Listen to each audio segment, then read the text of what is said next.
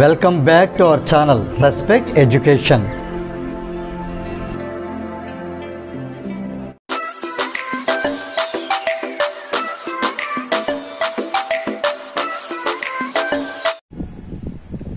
ఈ వీడియోలో మనం ఎక్సర్సైజ్ 1.2 లో క్వశ్చన్ నెంబర్ 1 ఎలా సాల్వ్ చేయాలో నేర్చుకోబోతున్నాం. క్వశ్చన్ చూసినట్టయితే prove that √5 is an irrational అంటే ఇర్రేషనల్ నంబర్. జనరల్ గా మనకి తెలుసు √5 అనేది ఇర్రేషనల్ నెంబర్ అవుతుంది. అది ఎలా ప్రూవ్ చేయబోతున్నాం అనేది ఇక్కడ నేను చూపించబోతున్నాను. ఇది మనం ఎలా సాల్వ్ చేయాలంటే ప్రూఫ్ ఆఫ్ కాంట్రడిక్షన్ అంటే ఈ √5 మనం ఇర్రేషనల్ అని చూపిస్తాం, కానీ మనం ఎలా తీసుకోవాలంటే స్టార్టింగ్ ఇది ఇర్రేషనల్ కాదు అని తీసుకుంటాం. So here if possible assume that, let us suppose that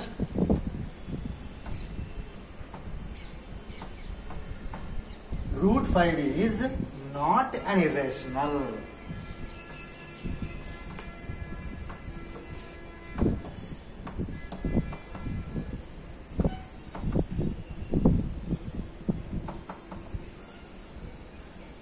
ఇలా తీసుకుందాం. ఇర్రేషనల్ కాదు అంటే కంపల్సరీ ఇంకా ఏమవ్వాలి, ఉన్న రెండే options rational or irrational. Irrational కాదు అని తీసుకుంటున్నాం మనం, కాబట్టి ఇది రేషనల్ అవుతుంది. √5 ఈజ్ అ రేషనల్ నెంబర్. ఇలా తీసుకోవడం వల్ల యూజ్ ఏంటి అని చూద్దాం. ఈజ్ రేషనల్ అంటే రేషనల్ నెంబర్. రేషనల్ నెంబర్ అనేది ఎప్పుడైనా సరే A/B ఫామ్ లో ఉంటుంది. అంటే ఇప్పుడు √5 ఏమని రాద్దాం, √5 అనేది A/B ఫామ్ లో ఉంటుంది. ఇక్కడ A and B are integers. ఈ రెండు కూడా ఇంటీజర్స్, పాజిటివ్ అవ్వచ్చు నెగిటివ్ అవ్వచ్చు, ఇంటీజర్స్. ఇక్కడ వెరీ వెరీ ఇంపార్టెంట్ పాయింట్ ఏంటి అంటే A and B are coprimes.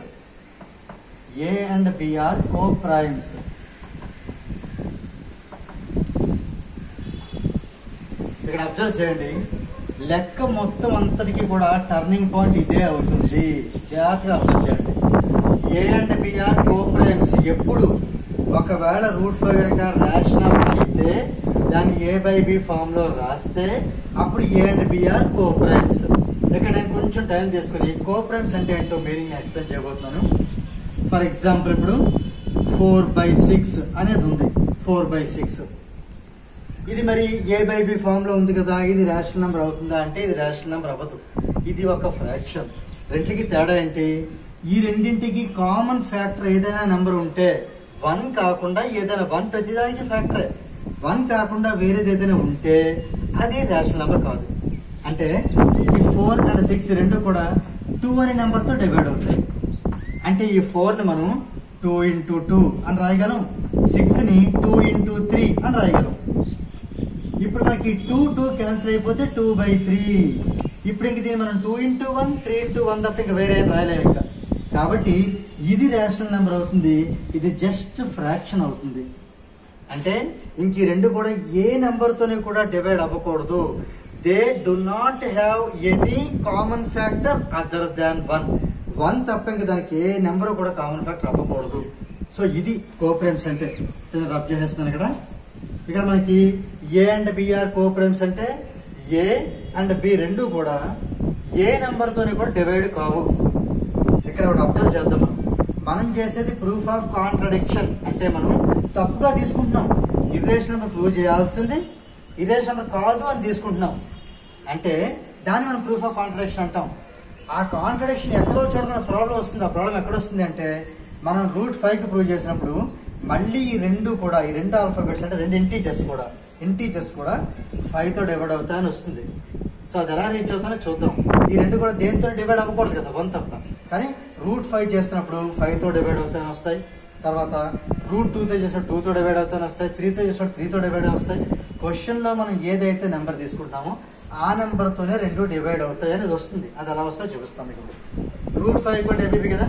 ఇక్కడ మనం ఏం చేద్దాం అంటే squaring on both the sides చేద్దాం.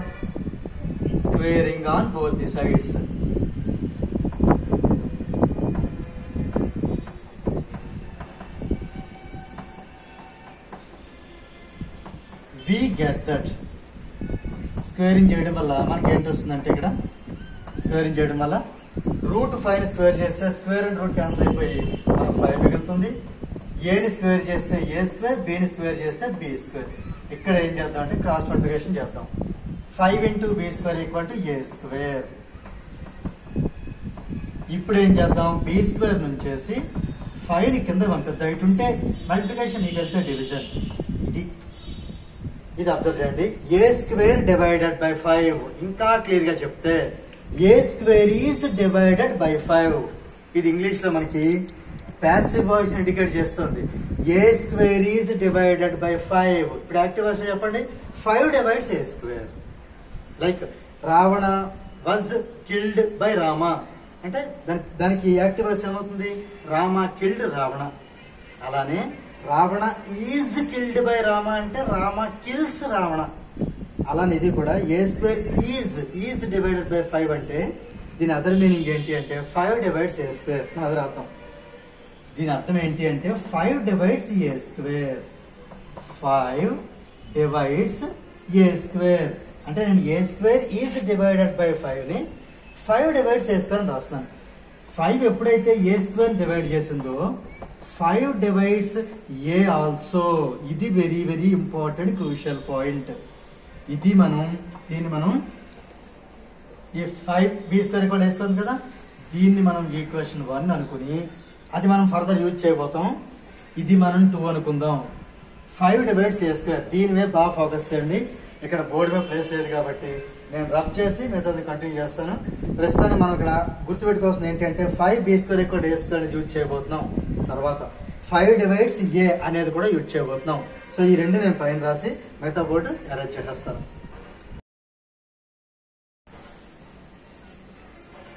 సో ఇక్కడ ఉంచేవి ఏంటంటే 5b² a² యూజ్ చేయబోతున్నాం.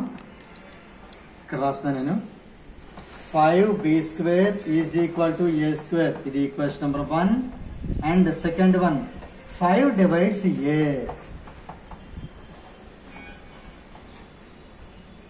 ఇది ఈక్వేషన్ నెంబర్ 2. ఈ రెండు నేను ఫర్దర్ యూజ్ చేసుకోబోతున్నాను 1 and 2. సో మనం ఎక్కడైతే ఆగామో మళ్ళీ దాన్ని బట్టునే కంటిన్యూ అయిపోతాం. 5 డివైడ్స్ ఏ. ఇది మళ్ళీ యాక్టివ్ వాయిస్. దీనికి మళ్ళీ ప్యాసివ్ చెప్పండి. ఏ ఈజ్ డివైడెడ్ బై 5. అదే తీసుకోబోతున్నాను. ఆ ఈక్వేషన్ 2 నుంచే నేను మళ్ళీ చేయబోతున్నాను. ఏంటంటే ఏ ఈజ్ డివైడెడ్ బై 5. ఇదే కదా 5 divides A. A is divided by 5. దీన్ని ఏమనుకుందాం అంటే ఇంకో ఆల్ఫాబెట్ సమ్ సి అని అనుకుందాం. ఆల్రెడీ ఏబీని వాడాం కాబట్టి సి అనుకుందాం. మళ్ళీ క్రాస్ మల్టిప్లికేషన్ చేద్దాం. ఏ ఈజ్ ఈక్వల్ టు 5c. ఇప్పుడు స్క్వేరింగ్ అండ్ బోత్ సైడ్స్ చేద్దాం. ఇక్కడ నేను షార్ట్ గా రాస్తున్నాను. Squaring both the sides we get that. మనకి ఏంటి వస్తుంది, ఏని స్క్వేర్ చేస్తే ఏ స్క్వేర్, 5ని స్క్వేర్ చేస్తే 25, సిని స్క్వేర్ చేస్తే c². ఇందాక నేను చెప్పాను ఇది యూజ్ చేస్తామని, ఇప్పుడు యూజ్ చేయబోతున్నాం. a² బదులు 5b² రాయబోతున్నాను. ఇప్పుడు నేను a² బదులు 5b² రాస్తున్నాను. అంటే ఏమవుతుంది, 5b² = 25c².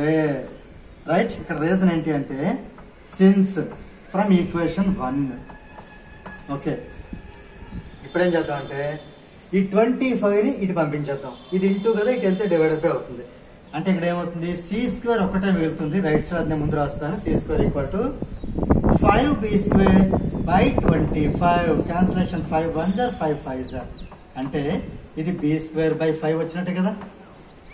ఇది అబ్జర్వ్ చేయండి. b² ఈజ్ డివైడెడ్ బై 5 అంటే 5 డివైడ్స్ b². 5 divides b². అంటే మనకు తెలుసు 5 డివైడ్స్ b ఆల్సో. ఒక నెంబర్ ఒక స్క్వేర్ నెంబర్ డివైడ్ చేస్తే ఆ నెంబర్ కూడా డివైడ్ చేస్తుంది. 5b² డివైడ్ చేస్తే b² b × b అని రాయొచ్చు కాబట్టి b కూడా డివైడ్ చేస్తుంది. ఇది ఈక్వేషన్ నెంబర్ 3 అనుకుందాం. మనకు కావాల్సిన కంక్లూజన్ అలర్ట్ అయిపోయాం. క్వశ్చన్ లో చూస్తే 5 ఉంది. అదే 5 డివైడ్స్ ఏ, అదే 5 డివైడ్స్ బి. అంటే ఏకి బికి రెండింటికి కూడా మనకు వచ్చింది కామన్ ఫ్యాక్టర్ ఎవరు వచ్చారు, 5 అనేది రావడం జరిగింది. మీకు లెక్క స్టార్టింగ్ లో చెప్పాను. ఏ నెంబర్ తో అయితే చేస్తామో అదే కామన్ ఫ్యాక్టర్ గా వస్తుందని చెప్పాను. But A and B are మరి కోప్రైమ్స్ అంటే వాటి 1 తప్ప ఇంకేవి కామన్ ఫ్యాక్టర్స్ ఉండకూడదు. ఇక్కడ 5 వచ్చింది, అందుకనే ఇది ప్రూఫ్ ఆఫ్ కాంట్రడిక్షన్ అయింది. ఇప్పుడు ఏంటి రాయబోతున్నాం చూడండి. therefore we have, మన కన్క్లూజన్ ఏమొచ్చిందంటే ఫైనల్ గా 5 divides both A and B.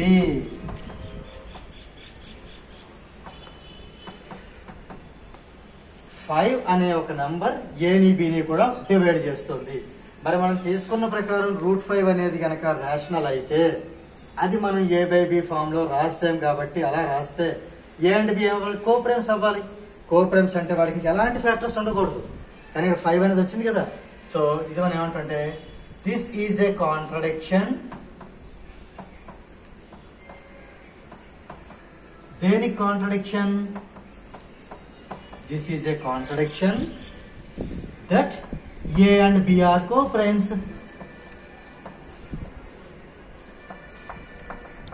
A and B మన co-primes తీసుకున్నందుకు ఇది ఇప్పుడు మనకి ఇప్పుడు అడ్డంకి వచ్చింది. మనమేమో A and B co-primes అనేసుకున్నాం, ఇక్కడ చూస్తే A and B co-primes కాదు. ఎక్కడ మిస్టేక్ ఉంది? A and B co-primes అనుకోవడంలో మిస్టేక్ ఉంది. అది ఎందుకు అనుకున్నాం? √5 ని రేషనల్ చూపిద్దామని అనుకున్నాం, అంటే √5 రేషనల్ కాదు. ఇక్కడ ఏ అండ్ బి కోప్రైమ్స్ కాదు కదా. ఇక్కడ ఏ అండ్ బి ఫెయిల్ అయిపోయింటే ఈ ఏ అండ్ బి దేని రిప్రజెంటేటివ్స్? √5 ని రేషనల్ అనుకోవడం వల్ల కదా దాన్ని A/B అని ఫామ్ రాస్తాం. కాబట్టి ఇక్కడ √5 కి ఇవి రిప్రజెంటేటివ్స్, ఇవి ఇక్కడ కోప్రైమ్స్ కాదు అంటే అక్కడ √5 A/B ఫామ్ లో రాస్తే అవి కోప్రైమ్స్ కాదు కాబట్టి √5 అనేది రేషనల్ గా అడ్జస్ట్ అవ్వదు. సో ఇప్పుడు అదే రాయబోతున్నాం. This is a contradiction that a and B are coprimes అవ్వడానికి ఇది కాంట్రడిక్షన్ గా వచ్చింది పాయింట్. అంటే అవర్ ఎజంప్షన్ ఈజ్ రాంగ్. మన ఎజంప్షన్ ఏంటి? అవర్ ఎజంప్షన్ అంటే ఎస్యూమ్ దట్ అని రాసాం కదా స్టార్టింగ్ లో. అవర్ ఎజంప్షన్ ఏంటి? ఎజంప్షన్ √5 ఈజ్ ఆ రేషనల్ అని తీసుకున్నాం మనం. ఈజ్ రాంగ్ అలా తీసుకోవడం మనకి రాంగ్, తప్పు అయింది అనమాట. √5 ఈజ్ రేషనల్ అనేది రాంగ్ అయింది. Hence √5 is an irrational.